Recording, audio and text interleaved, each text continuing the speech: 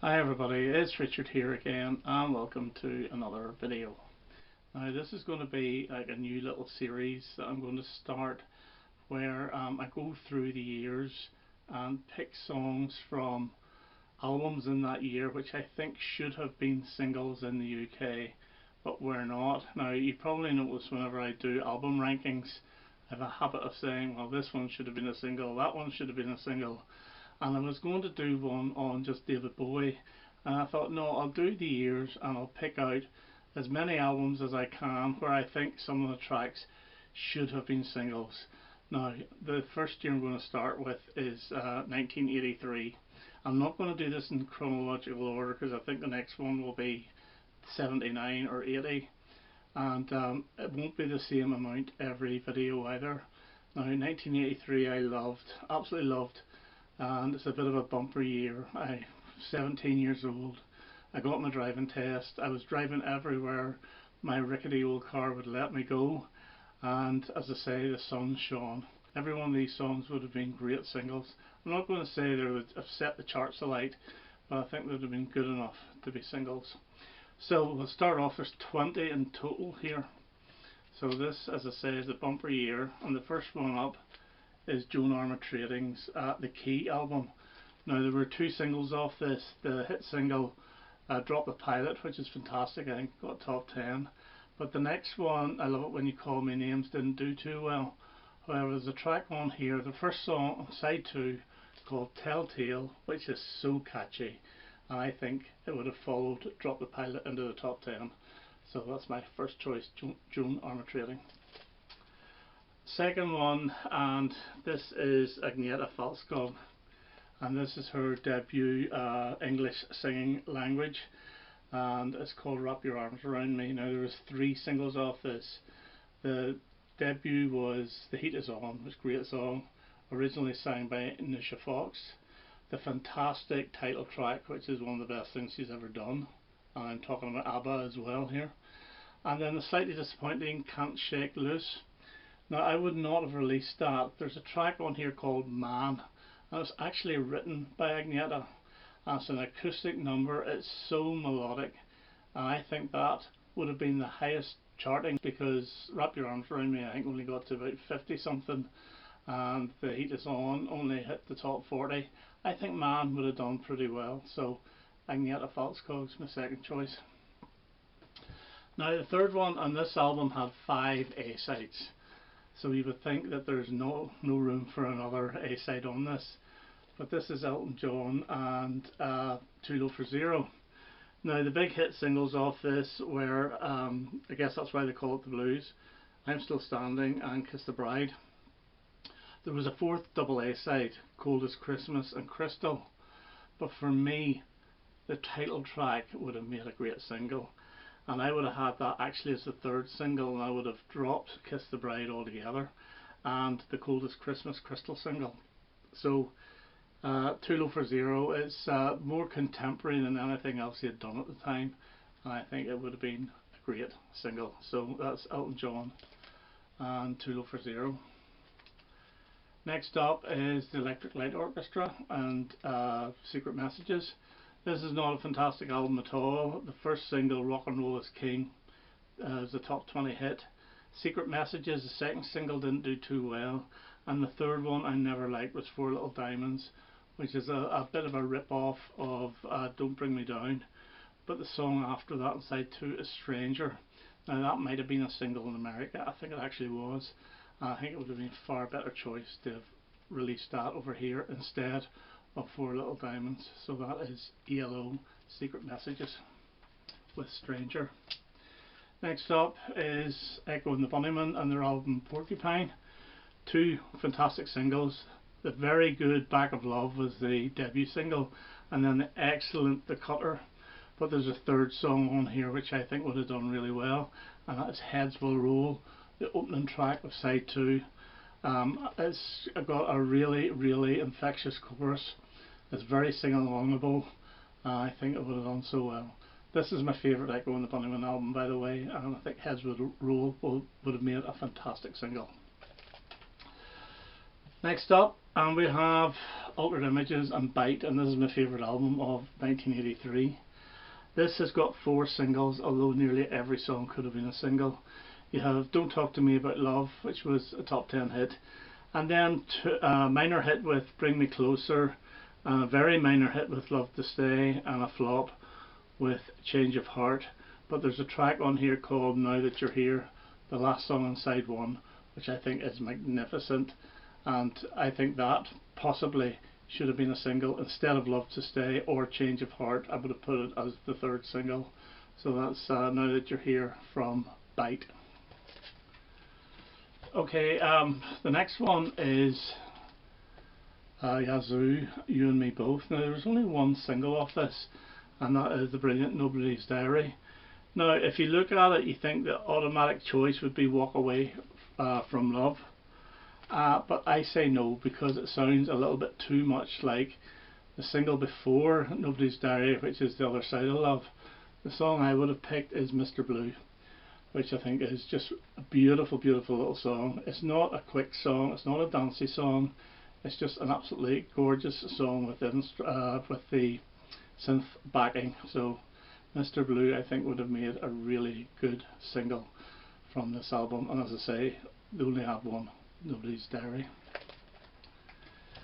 Okay, then we have U2. See, 1983 was a pretty good year. 2 hit singles off this: New Year's Day, really good, and Two Hearts Beat as One, which I always preferred. Not too sure now. The obvious choice is Sunday Bloody Sunday, but I don't think it would have been a great single. For me, the track The Refugee would have made a really good 3rd single off this. It is so infectious, and I love the drums in it, I love the guitar in it. The vocals are great, and you do sing away to this song, and I think it would have been a brilliant 3rd single. So that's The Refugee from War. Now this next band would not have had a hit anyway, and this is Sparks in Outer Space. Now there was 2 singles off this: Cool Places, which did quite well in America, and All You Ever Think About Is Sex, which is okay, but for me the first song on side 2, Rockin' Girls, is so catchy. It really is, and it goes in different directions as well. It is very heavily synth, but it is just so catchy. It's unbelievably catchy, and I think this may have even scraped the top 75 in the UK, but probably not, because they were having no hits whatsoever at this time. So Sparks, Rockin' Girls from In Outer Space. Next up is the Rolling Stones, and this is Undercover. 2 hit singles: the brilliant Undercover the Night and the pretty good She Was Hot. But the obvious choice for me in this one is Too Much Blood with the Horns. Really, really catchy, and I think you could have made like dance tracks out of this, like a dance remix. Now the only thing I'm not too keen about this is the spoken part of the verses, so I would even have had an instrumental with the chorus and released it as that. And there was a video for this as well, so they must have obviously thought of releasing this. It's a really, really good track, and I think it would have made a really excellent follow-up to Undercover the Night rather than She Was Hot, even though I do like it, but I think the obvious one is Too Much Blood. Okay, this next one is a posthumous album, and it's Bob Marley and the Wailers, and the album is Confrontation, and the big hit single off this was Buffalo Soldier. But the first track in side 1, Chant Down Babylon, is really, really catchy, and I think it should have been released as a follow-up single. Buffalo Soldier was the only track to be released as a single off this album. It's not a fantastic album, but the first song, Chant Down Babylon, brilliant. Should have been a single. Okay, now I've shown this album about 1,000,000 times, and it's Paul McCartney's Pipes of Peace. Now the song, the 2 big hit singles off this, Say Say Say, and which got to number 2, and Pipes of Peace number 1. Now the song The Man was, I think, scheduled to be a single. It was a duet with Michael Jackson, and yes, I do think it should have been released, but that's not the one I'm picking here. The one I'm picking is Keep Undercover, which is a bit of a moody blues, The Voice feel from around their 1981 album Long Distance Voyager, even a little bit of ELO. Catchy as hell, and I think it would have been a top 10 hit for Paul. So Keep Undercover from Pipes of Peace.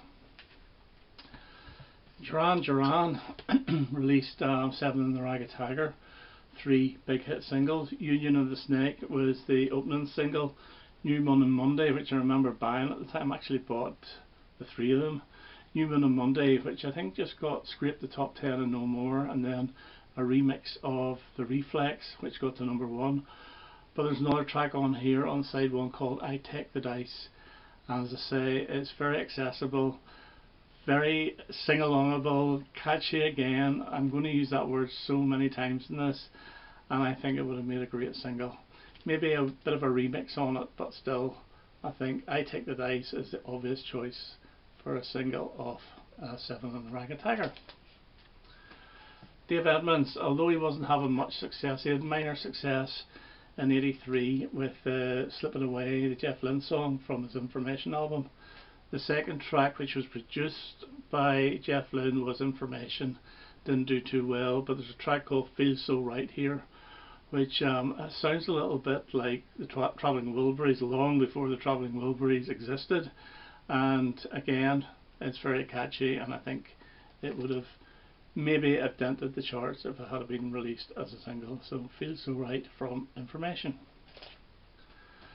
Okay, one of my guilty pleasures, and it's Bucks Fizz and their Hand Cut album.